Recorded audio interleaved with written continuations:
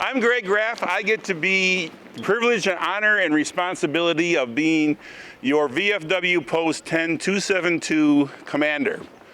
The gentlemen you see off to your left front have all served bravely, honorably, and have come back from very difficult situations. And what this day is to honor their sacrifice and their willingness to do this. Our speaker today is Captain Colin Kenny. He's an active Guard Reserve officer with the Wisconsin Army National Guard. He joined the Guard as an ROTC cadet in 2013. He's commissioned as a medical service officer in 2017 through the UW-Madison Badger Battalion Army ROTC program. His duty assignments with the Guard include medical platoon leader, medical operations officer, officer recruiter, and officer strength management, our manager. Captain Kenny has the honor of being a part of Americans' history serving in Operation Inherent Resolve as a medical operations officer at Al-Assad Air Base in Iraq and Camp Arfjan in Kuwait.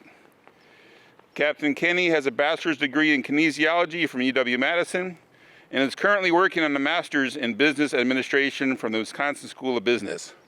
He resides in Fitchburg with his wife Ava, his dog Badger, and cat Maisie. Colin and Ava's hobbies include ultimate frisbee, pickleball, doing house projects, playing board games, and spending time with his family. Ladies and gentlemen, Captain Kenny.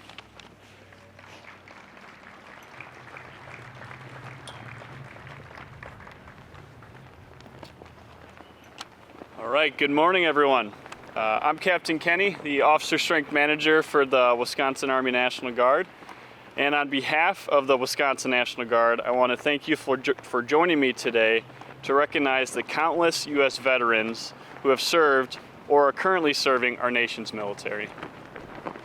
Veterans Day originated on November 11th, 1918, as Armistice Day, marking the end of hostilities in World War I. A war that mobilized more than 4.7 million U.S. military personnel. Between 1941 and 1945, World War II resulted in over 16 million Americans entering military service, which encompassed roughly 10% of the U.S. population at that time. In October 1954, following the U.S. involvement in the Korean War, President Dwight D. Eisenhower issued Proclamation 3071, formally establishing Veterans Day by stating, "I, Dwight D. Eisenhower, President of the United States of America, do hereby call upon our citizens to observe Thursday, November 11th, 1954, as Veterans Day. On that day, let us solemnly remember the sacrifices of all those who have fought so valiantly on the seas, in the air, and on foreign shores to preserve our heritage of freedom. And let us reconsecrate ourselves to the task of promoting and enduring peace, so that their efforts shall not have been in vain." Today we continue that pledge to honor those who have sacrificed to protect our nation's shared values and way of life. While veteran status is often associated with active military service, it also includes the National Guardsmen and reservists. And that is what I'd like to highlight today, the oldest military branch, the National Guard. Tracing its roots to the formation of the first militia regiments in North America, the National Guard's birthday is formally recognized as December 13th, 1636, making it over 387 years old. The Militia Act of 1903 was the first federal legislation that codified the transformation of state and local militia into the modern National Guard. Amendments made in 1908 and 1916 further contributed to the Guard status as a versatile state and federal military force, which allowed the National Guard units to be federalized and deployed overseas during World War I. During World War II, National Guard members made up approximately half of the Army, with 350,000 Guardsmen called to active duty. Guard units added 18 infantry divisions, 80 separate regiments, and 29 Army Air Forces flying squadrons to the nation's active duty forces. It was a National Guard regiment, North Dakota's 164th Infantry, that was the first U.S. Army regiment to fight offensively in World War II, sent to Guadalcanal to reinforce the Marine Corps.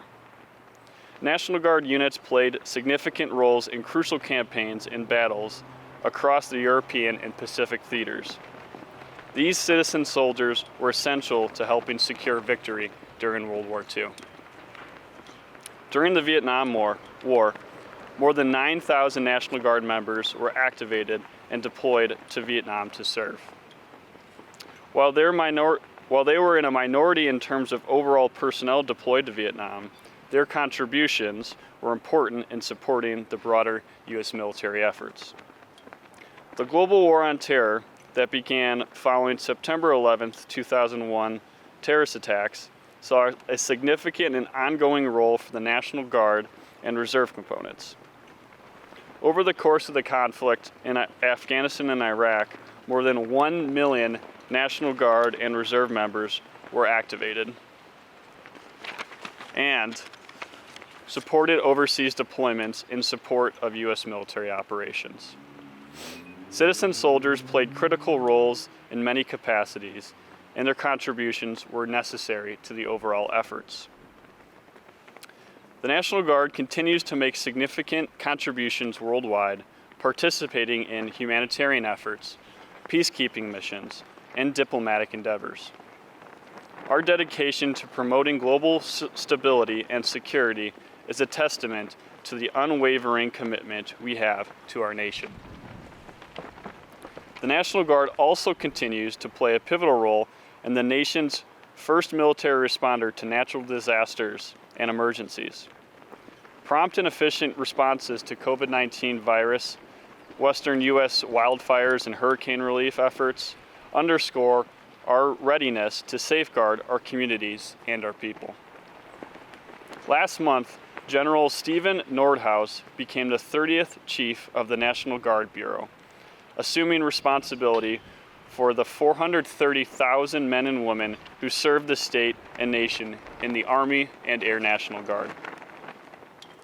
During his assumption ceremony, he relayed, "Every single soldier and airman in this organization is vital to our success and our nation's freedoms. They selflessly defend our nation and our freedoms, often making great sacrifices to serve in harm's way. They deserve our respect and gratitude for answering the call to service." In Wisconsin alone, more than 8,000 soldiers and airmen have answered that call, swearing an oath to support and defend the Constitution of the United States. They are tasked to protect our homeland and our fellow citizens whenever disaster strikes, and to help safeguard our nation's security from locations around the globe. In conclusion, I wish to reiterate my gratitude to all of our military veterans.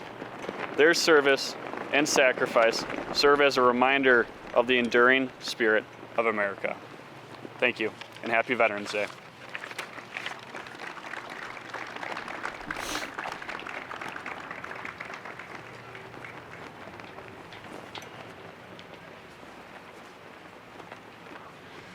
Before we go any further, I'm remiss that I should have had our opening prayer. So, Comrade Chaplain, please have our opening prayer.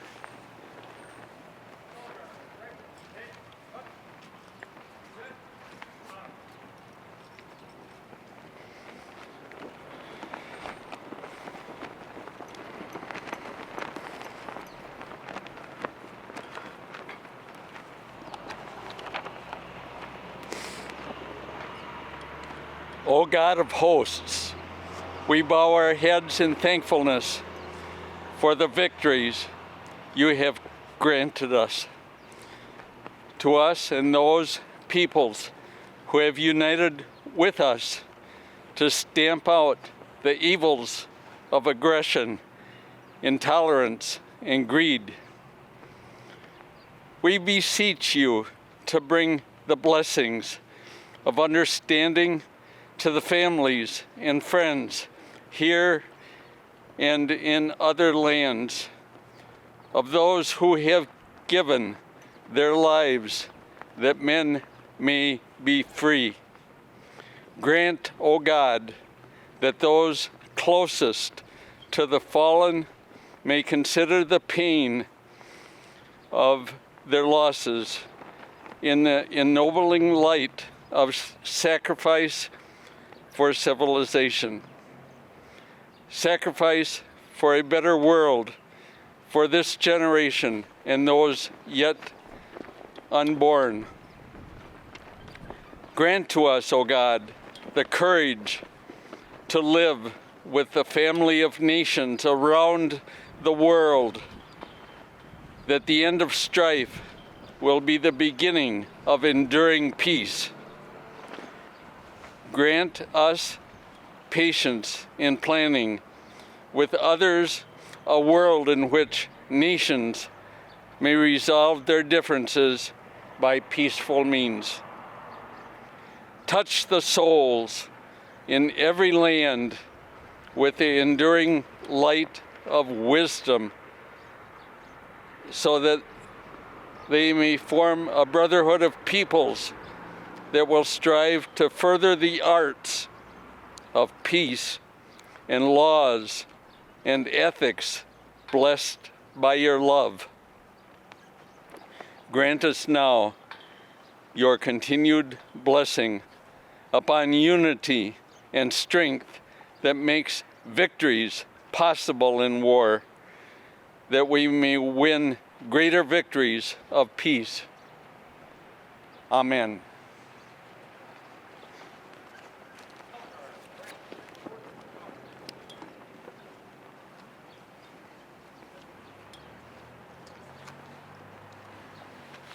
And now we'll have the laying of our wreath. It'll be done by Korean War veteran Gene Stegerberg. Man, 92 years old, and he's still helping us out in our post. So.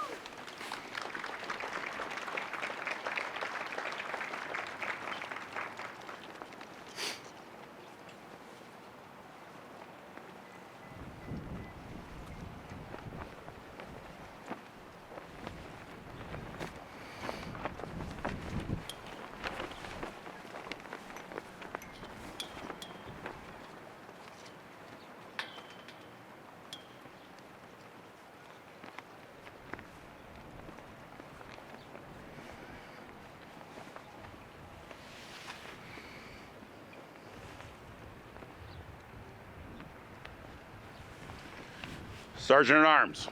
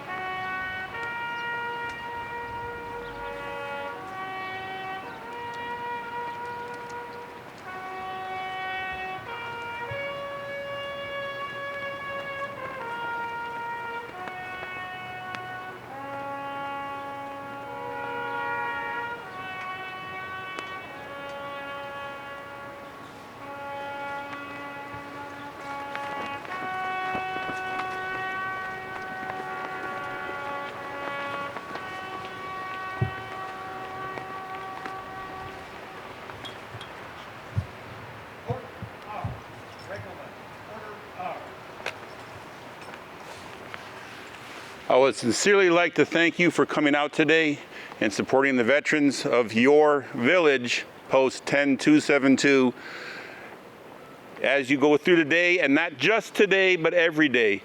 Please remember to thank a veteran. Have a good day. Thank you.